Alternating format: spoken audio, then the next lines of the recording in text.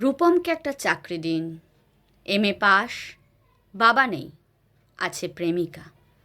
সে আর 2-1 মাস দেখবে। তারপর নদীর এপার থেকে নদীর ওপারে গিয়ে বলবে, রূপম আজ চলি, তোমাকে মনে থাকবে চিরদিন। রূপমকে একটা চাকরি দিন, যে কোনো কাজ, পিয়নোর কাজ হলেও চলবে। তমালবাবু ফোন তুললেন। ফোনের অন্য প্রান্তে যারা কথা বলেন তাদের যেহেতু দেখা যায় না, সুতরাং তারা দুর্গেয়। তমালবাবু মামাকে বললেন, রূপমের একটা চাকরি দরকার। মামা বললেন কাকাকে, কাকা বললেন জ্যাঠাকে, জ্যাঠা বললেন বাতাসকে। মানুষ জানলে একরকম, কিন্তু বাতাস জানলে প্রথমেই ছুটে যাবে দক্ষিণে।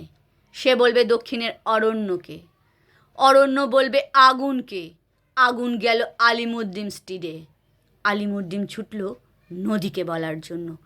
নদী এসে আছড়ে পড়ল উপকূলে। সমুদ্র হিমাচল বলে উঠল, রূপমকে একটা চাকরি দাও, এমএ পাশ করে বসে আছে ছেলেটা। কয়েক মাস বাদের ঘটনা। আমি বাড়ি ফিরছিলাম সন্ধেবেলায়। গলির মোড়ে 7-8 জনের জটলা দেখে থমকে দাঁড়ালাম। জল থেকে সদ্য তুলে আনা রূপমের ডেড বডি, সারা গায়ে ঘাস, খড়কুটো, হাতের মুঠোয় ধরে থাকা একটা টাকার কয়েন।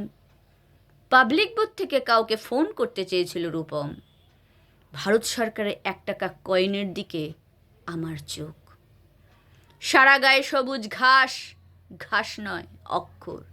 এমএ পাশ করতে একটা ছেলেকে যত অক্ষর পড়তে হয়, সে সমস্ত ব্যর্থ অক্ষর ওর গায়ে লেগে আছে। একটা ছেলেকে কেন আপনারা এমএ পড়ান? কোন আহ্লাদে 8খানা বিশ্ববিদ্যালয় বানিয়েছেন? তুলে দিন। এই কথাগুলি বলবো বলে ফোন তুললাম পবিত্র সরকারের।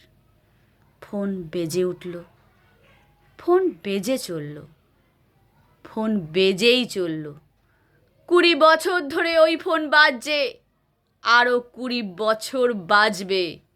বাতাস বলেছে অরণ্যকে, অরণ্য চলেছে নদীর দিকে। নদী উপকূল থেকে আছড়ে পড়ে বলল, রূপমকে একটা চাকরি দিন। কে রূপম? রূপম আচার্য, বয়স 26, এমএ পাস, বাদিকের গালে একটা কাটা দাগ আছে।